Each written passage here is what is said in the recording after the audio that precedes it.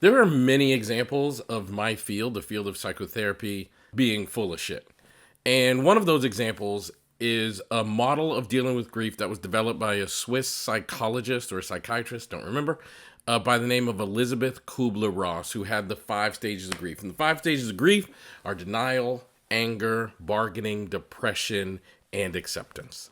The problem with that is, first of all, grief, it's not processed in a uniform manner. And these theories were never developed to be things that you would understand in a uniform manner. In fact, Elisabeth Kübler-Ross, who did a lot of research to develop this model, when she went through a loss, I believe it was of her husband, but she went through a close loss, and she later wrote, "This was all off.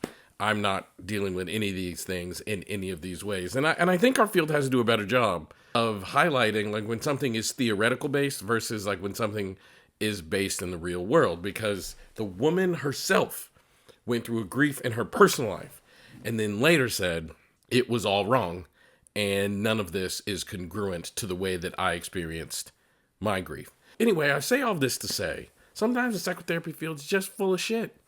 They have these theories and ideas and they use them as principles, and the therapists in the community like talk to their clients as if you're going through these 5 stages of grief and you go through stage 1 through 5. Sometimes you're just sad and you get to have an individual experience on how you deal with loss.